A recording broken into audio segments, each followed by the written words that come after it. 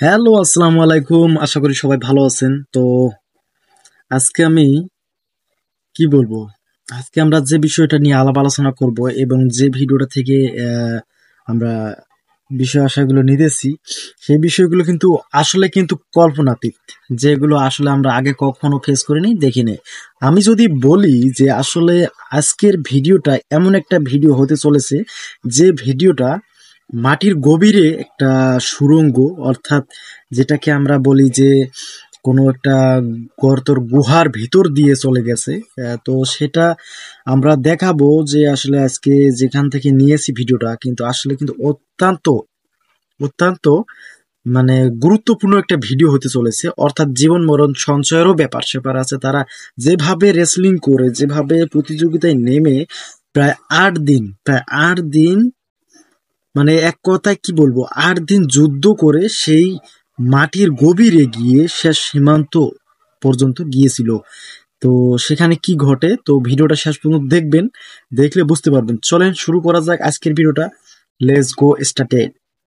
আজ আমরা এক ঐতিহাসিক আবিষ্কারের দ্বার প্রান্তে রয়েছি। ক্রুবেরা গুহার সঠিক গভীরতা অনুসন্ধান করতে আমরা 8 দিন অন্ধকারে কাটাবো, যেটাকে বিজ্ঞানীরা 8 দিন গভীরতম গুহা বলে মনে করে।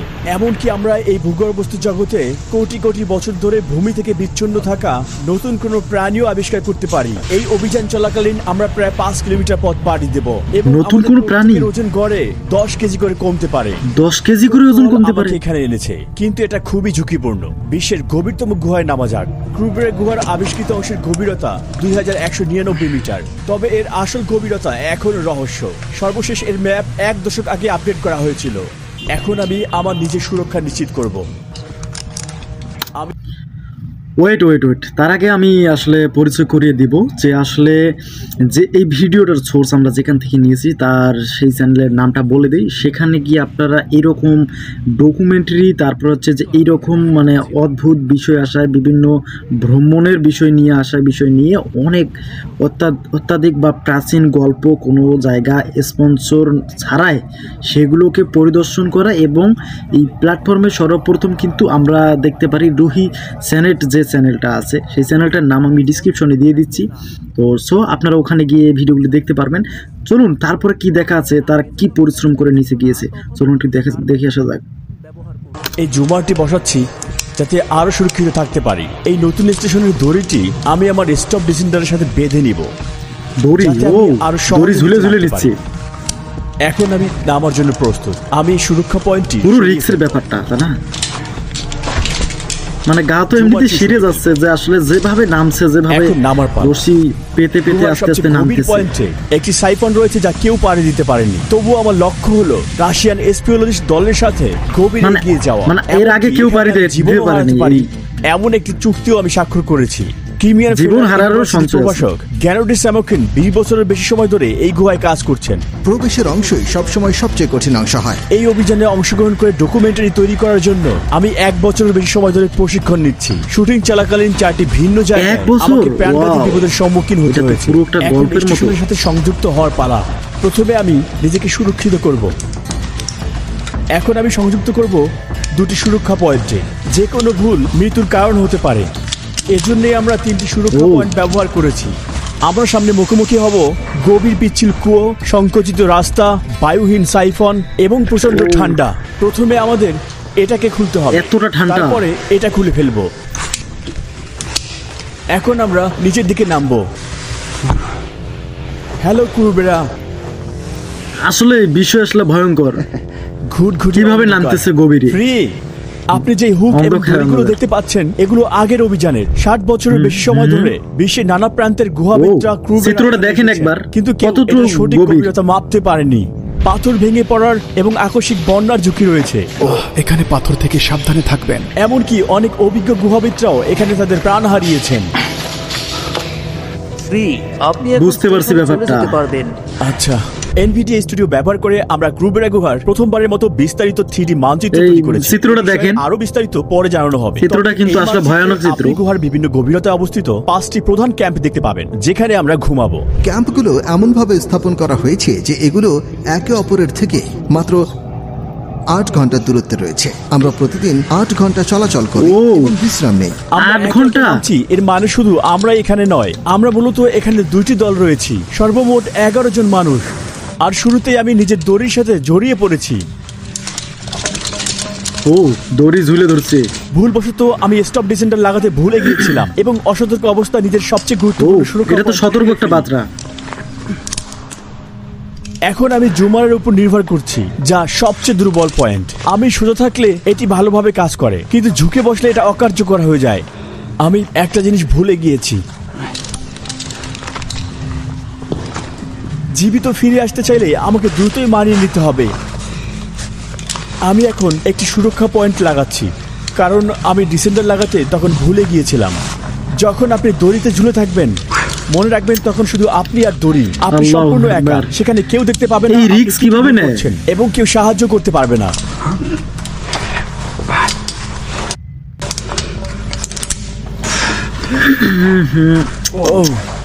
যে পরিশ্রম করতেছে। আমার হাত ছাড়া হয়ে গেছে, আমাকে এটা আবার লাগাতে হবে। যদি এখান থেকে পড়ে যাই তাহলে মনে হয় না আমি আর বেঁচে থাকবো। গুহার পড়ে গেলে তো শেষ। চলাচলের গড় গতি হলো প্রতি 320 আমাদের ওঠার এবং নামার গতি একই। গুহার মধ্যে আমরা আমাদের ব্যাগও 328 ফুট নিচে, তাপমাত্রা মাত্র 3 ডিগ্রি সেলসিয়াস। 3 ডিগ্রি সেলসিয়াস তাপমাত্রা। আরেকটি বিশাল ফ্রিজে থাকার মধ্যে কোনো পার্থক্য নেই। হ্যাঁ বন্ধু। হেই, কেমন আছো? ভালো। তোমার কি অনেক ঠান্ডা লেগেছে? এখনো না। তুমি ঠিক আছো? না। উপর থেকে একটি ভেড়া পড়ে গিয়ে এখানে মৃত্যুবরণ করেছে। শত শত মিটারের গভীর অন্ধকারে সে হারিয়ে গিয়েছে। ভেড়াটি মাটির নিচে আছে। দুর্গন্ধ এড়াতে তারা এটা দিয়ে ভেড়াটিকে ঢেকে দিয়েছে। এখন আমরা একটি টাইট স্কুইজ পথ পাড়ি দিতে চলেছি। আমার শরীরকে সংকুচিত করে এবং হামাগুড়ি দিয়ে পাড়ি দিতে হবে। আমি এটাকে সামনে রেখে এর পিছনে পিছনে যাব।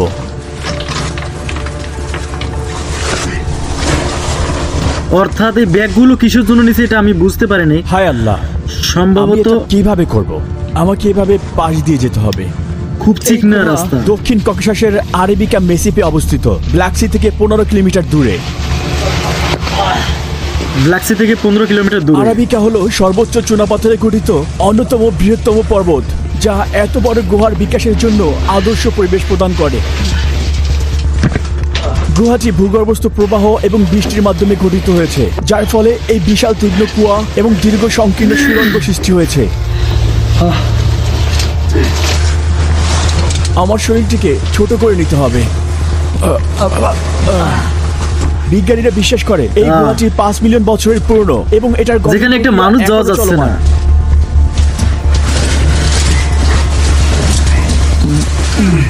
সংকুচিত পাথরগুলো পাড়ি দেওয়া কঠিন। তারা বলে যতক্ষণ না আপনি আটকে পড়বেন ততক্ষণ আপনি ক্লোস্ট্রোফোবিয়া অনুভব করতে পারবেন না। খুব একটা রিস্কের ব্যাপার, তাই না? শুধুমাত্র প্রকৃতিকে ভালোবাসার কারণে আপনি এই ধরনের জায়গায় আসবেন না। বিশেষ করে কুবেরা গুহায় তো নাই, তাহলে আপনাকে এরকম সংকীর্ণ পথ পাড়ি দিতে হবে। এরকম আঁকাবাঁকা পথ আপনাকে অভ্যর্থনা জানাবে। আপনি পাশের দেয়ালগুলোতে থাকা চিহ্নগুলো দেখতে পাচ্ছেন। এখানের পথ এতটাই সংকীর্ণ যে তাদের এই পাথর ভেঙে পথ প্রশস্ত করতে হয়। যখনই আমরা সংকীর্ণ পথ পাড়ি দিচ্ছি, ছোট ছোট বাতাসের কণা আমাদের মুখের ভিতরে প্রবেশ করছে এবং আমাদের শ্বাস নেওয়াকে বাধাগ্রস্ত করছে, এবং একই পেশিতে বারবার চাপ পড়ায় আমাদের পায়ের পেশি দ্রুত ক্রাম্প করছে।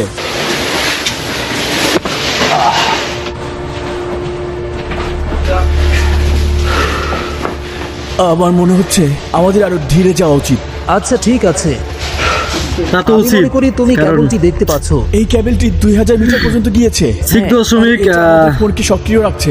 6561। এখন আর এটা কাজ করে না। এত ফুট নিচে। এটা সম্ভবত সাম্প্রতিক বন্যায় ক্ষতিগ্রস্ত হয়েছে। আমরা পরবর্তী 8 দিন সম্পূর্ণভাবে পৃথিবী থেকে বিচ্ছিন্ন হয়ে পড়ব। পৃথিবী থেকে বিচ্ছিন্ন। এখানে আমাদের দুটো সম্ভাব্য পথ আছে এবং দেওয়ালে একটি তীর চিহ্ন আছে যা সঠিক পথ নির্দেশ করে।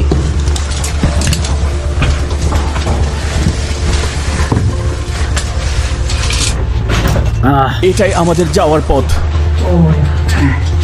খুবই সংকীর্ণ। এই ব্যাগগুলোর মধ্যে তাদের মালামাল জিনিসপত্র আছে।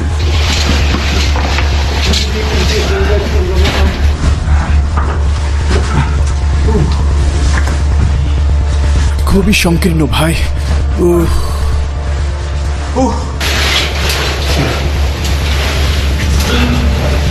এটি ব্যাগ পরিবহন করার জন্য খুবই উপকারী। এটির মাধ্যমে আপনাকে আর ব্যাগের ওজন বহন করতে হবে না, দড়ি ব্যবহার করে বহন করবেন। আচ্ছা, আপনি এটি এভাবে বহন করতে পারবেন। আর নিরাপত্তার জন্য দড়িতে আপনার লাইফ কারাবিন যুক্ত করে দিন। এই পাথরগুলোর মধ্যে পড়ে গেলে আঘাত পাবো। আমাকে এখন এই দড়ির সাথে সংযুক্ত থাকতে হবে। আমি কিছুতেই এখান থেকে পড়তে চাই না। আমি প্রায় এখান থেকে পড়েই যাচ্ছিলাম, আর এই জিনিসটা আমাকে বাঁচালো, কিন্তু এটা খুবই ভেজা এবং পিচ্ছিল। কি বলবো, এখানে যদি আপনি নিজে যান, অবশ্যই অবভিয়াসলি আপনি বলবেন ঠিক আছে, যাওয়া যাক। ভাই আমি যাইতে রাজি না।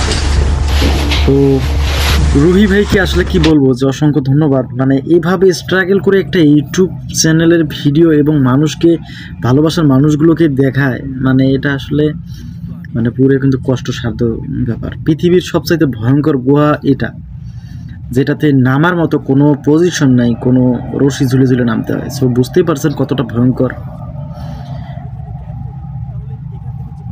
গিয়েছিল অনেক দূর এসে পড়েছে। হ্যাঁ, আমি জানি না এখানে কি আছে। ও এখানে তো ভেজা মাটি। কিন্তু আমি এখানে ফিট হচ্ছি না, আমি বেশ বড়। মানে বরফ, ঠান্ডা। এই পাথরগুলোকে দেখো, এগুলো একেবারে উপর থেকে পড়েছে। আমরা যদি এখানে ক্যাম্প করি তাহলে এখান থেকে যে কোনো একটি পাথর আমাদের উপরে পড়তে পারে। এখানে একটি সাইনও আছে। হ্যাঁ, সেখানে লেখা আছে আপনার বর্জ্য এখানে রাখবেন না, ও আপনার বর্জ্য উপরে নিয়ে যান। বর্জ্য মানে আগে যখন ফ্ল্যাশ লাইট ছিল না, তখন মানুষ কার্বাইড ল্যাম্প ব্যবহার করত। পুরনো যুগের ল্যাম্পের বর্জ্য। গুহাবিদদের আগ্রহের কেন্দ্রবিন্দু হিসেবে এই ক্রুবেরা গুহা 20তম শতকের শুরু থেকেই সাহসী বিজ্ঞানীদের মুগ্ধ করেছে। এই গুহায় মাত্র 20 ঘন্টা থাকার পরে আমাদের চোখ রক্তিম হয়ে উঠেছে এবং আমাদের মুখ কাদায় ভরে গেছে, আর পোশাক ঘামে ভিজে আমাদের গায়ে লেগে যাচ্ছে। আমরা আরো 150 মিটার নামতে সক্ষম হয়েছি এবং আমাদের 492 ফুট টানা 12 ঘন্টা ধরে নামার পর আমরা কেবল 350 মিটার নিচে নামতে পেরেছি। অন্যদিকে একই সময়ে আমাদের দলের কিছু অভিজ্ঞ গুহাবিদ -700 মিটারে চলে গিয়েছে। ও -700 মিটার। হামাগুড়ি দিয়ে চলো।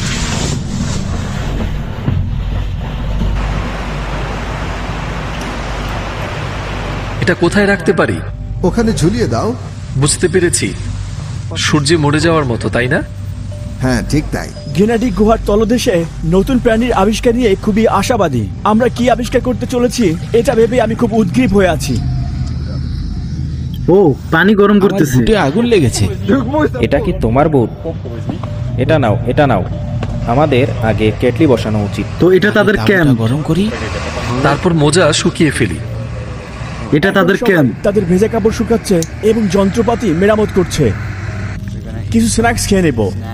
এখন অনেক ঠান্ডা, বিশেষ করে মাটিতে বসে থাকলে মাটি থেকে আরো বেশি ঠান্ডা অনুভূত হয়। এখন কাপড় চেঞ্জ করব, স্যুপ খাবো আর কিছু পাস্তা খাবো। আশা করি ঘুমিয়ে পড়লে শরীর জমে যাবে না। ককে শিওরান না। সবচেয়ে গুরুত্বপূর্ণ বিষয় হলো খাবার এবং তাপের জন্য জ্বালানি পেট্রোল। গুহাবিদরা দিনে সর্বোচ্চ 8000 ক্যালোরি পর্যন্ত খরচ করে। এই ক্যালোরি পূর্ণ করা অসম্ভব। 8000। এজন্য আমি বলি পুষ্টি খুবই গুরুত্বপূর্ণ। আমার সমস্ত কাপড় ভিজে গিয়েছে, এগুলো আমাকে সকালের মধ্যে শুকাতে হবে। সঙ্গে স্লিপিং ব্যাগ আছে যা আমাদের -10 ডিগ্রি সেলসিয়াস পর্যন্ত উষ্ণ রাখে। সবাইকে শুভ সকাল। মাত্রই উঠলাম, প্রচন্ড ঠান্ডা। এখানে সময়ের ধারণা একেবারে হারিয়ে ফেলেছি। ক্রুবেরা গুহায় সূর্যের আলোবিহীন অত নিচের মধ্যে কোনো সময় নির্ধারণ থাকে? আমার মনে হয় না থাকে। সে গুহায় প্রাপ্ত ফ্রেশ পানি পান করছে। ও পানি তো একবারে পুরো পরিষ্কার, চুমুক দিয়ে খাচ্ছে। সবাই নিচে নামার জন্য প্রস্তুত হচ্ছে। আপনি কেমন অনুভব করছেন? গতকালের চেয়ে ভালো। আজ একটু বেশি প্রতিরোধী অনুভব করছি। আমি এখন থার্মাল আন্ডারটি পরে নিব। আবার তারা প্রস্তুতি নিতেছে, তারা আবার যাবে, নিচে যাবে আরো। এবং পানিরোধী গ্লাভস ও হেলমেট পরে নিব। আর এটা হলো আমার হারনেস। হ্যালো সবাই, আপনারা টার্মিনেটরের মতো দেখতে। কি পরিশ্রম করছে। অনুভূমিক সুড়ঙ্গ, তারপর আরেকটা বড় কূপ 115 মিটার লম্বা, এরপর আরো একটি সুড়ঙ্গ, সেখানে কিছু রশি উপর নিচে এবং আবার অনুভূমিক সুড়ঙ্গের মতো। তারপরে ব্যাপারটা পুরো অদ্ভুত। শেষ কূপটা 30 মিটার। তারপর একটু এগিয়ে গেলে ক্যাম্পটা পেয়ে যাবে। পেয়ে যাবে। আমি জিজ্ঞেস করলাম প্রথম দলের সাথে মিলতে পারবো কিনা। তাদের সঙ্গে দেখা করতে প্রায় 1.5 ঘন্টা সময় লাগবে, হয়তো তার চেয়েও কম।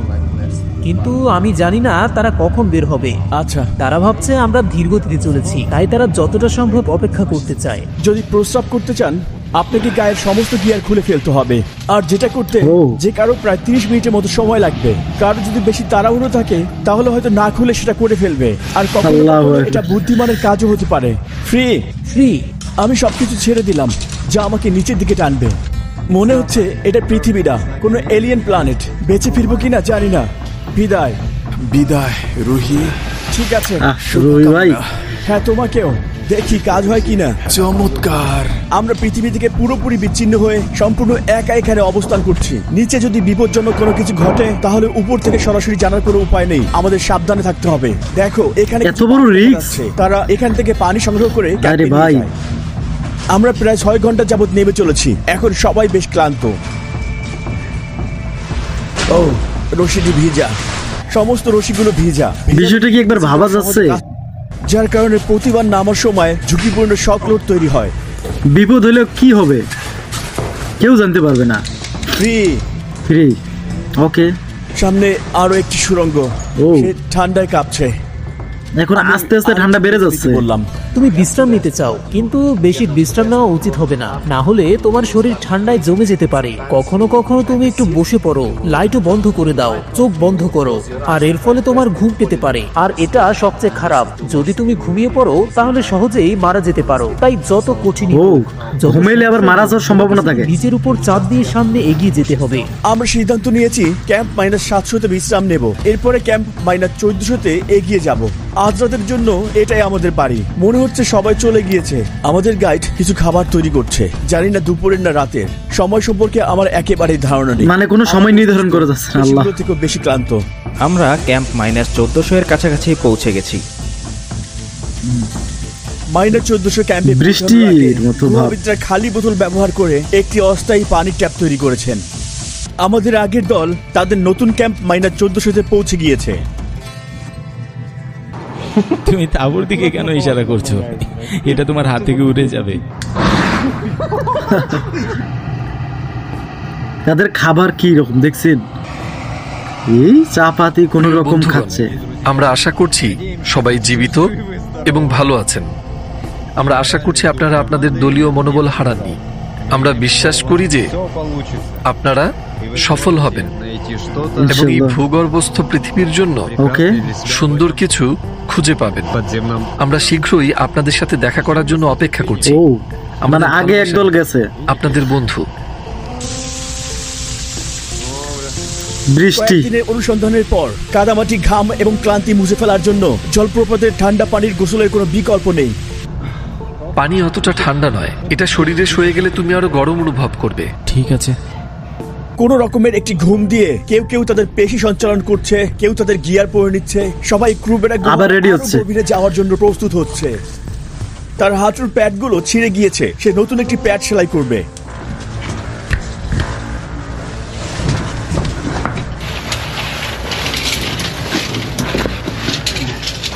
ও, অনেক সরু। কি চিকন একটা জায়গা দিয়ে ঢুকতেছে। মোটা মানুষ তো যেতেই পারবে না। পুরো একটা রিস্কের ব্যাপার। সবাই চলতে থাকো, এটি সঠিক পথ। তারা সঠিক পথেই যাচ্ছে। অন্ধকারে চলার সময় আপনার হেডল্যাম্পের আলো কখনো কখনো অন্যদের দৃষ্টিকে ব্লক করে দিতে পারে। কিন্তু তোমাদের মাথার হেডলাইটটা নিচে নামাও। আমি কিছুই দেখতে পাচ্ছি না।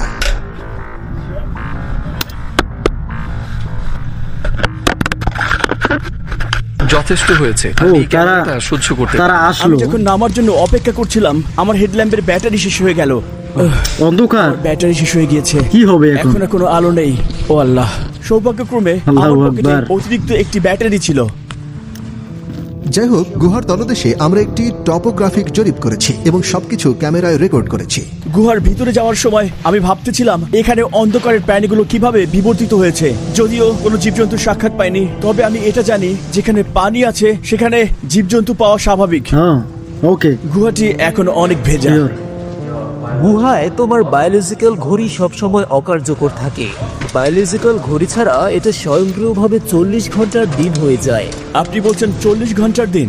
হ্যাঁ, তাই তুমি 24 ঘন্টার মতো জেগে থাকো এবং 16 ঘন্টার মতো ঘুমাও। তারপর শেষ কূপটা 30 মিটার। আমরা গুহার প্রায় অর্ধেক পথ নেমে গেছি, কিন্তু পরবর্তী ক্যাম্পে পৌঁছতে আরো 200 মিটার নিচে নামতে 200 হবে। মিটার। ঠান্ডা, ক্লান্তি আর কৃত্রিম আলোর নিচে থাকায় আমাদের পারফরমেন্স প্রভাবিত হতে শুরু করেছে, আর যে কারণে আমরা মারাত্মক সব ভুল করতে শুরু করেছি। এই মুহূর্তে আমি মাটি থেকে 50 মিটার উপরে আছি, কিন্তু অজান্তে আমি আমার শেষ সুরক্ষা পয়েন্টটি খুলে ফেলি এবং বুঝতে পারি যে এখন আমাকে শুধু পেশি শক্তি দিয়ে ঝুলে থাকতে হবে। আচ্ছা আচ্ছা, আমি ডিসেন্ডার লাগাতে ভুলে গিয়েছি। প্রতি সেকেন্ডেই আমার পেশিগুলো ক্লান্ত হচ্ছে। যদি আমি ক্যারাবিনার লক না করতে পারি এবং পড়ে যাই, তাহলে নিশ্চিত আমি জীবন হারাবো। যেভাবে আমি কাজটি করছি তা অত্যন্ত ঝুঁকিপূর্ণ এবং যে কোনো সময় খুলে যেতে পারে। আমার গ্লোভসটি আটকে যাচ্ছে, খুবই ঝুঁকিপূর্ণ।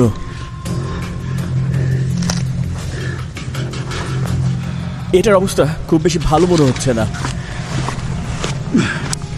হায় আল্লাহ। যাই হোক, আমাকে অনেক বেশি মনোযোগ দিতে হবে। শুধুমাত্র ছোট একটি ভুল আমাকে মেরে ফেলতে পারে। আমি এখন নামার জন্য প্রস্তুত। আলো না থাকার কারণে অন্ধ। সৌভাগ্যক্রমে পানি? দলটি একটি অত্যন্ত বিরল প্রাণী ধরতে সক্ষম হয়েছিল। তারা আরেকটি এখানে পানি? সম্পূর্ণভাবে বিরল চেহারার প্রাণীও দেখতে পেয়েছিল। যে ফুটেজটি আপনি দেখছেন, এটা আগে কখনো ধারণ করা হয়নি।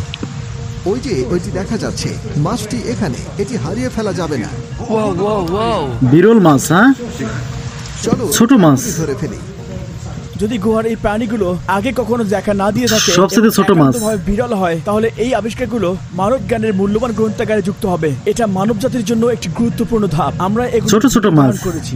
সম্পূর্ণ অন্ধকারে বিবর্তনের ফলে এগুলোর বেশিরভাগই স্বচ্ছ। তবে তারা যে আরেকটি প্রাণী ফাঁদ থেকে ধরেছিল সেটি নতুন কোনো আবিষ্কার নয়। এটা 2013 সালে এটা তো খুব ভয়ঙ্কর, চিংড়ি মাছের মতো দেখতে। এটার নাম ক্যামেরা স্ক্রুবেরিয়ান। আশ্চর্যজনক খবর, আমি একেবারে হতবাক।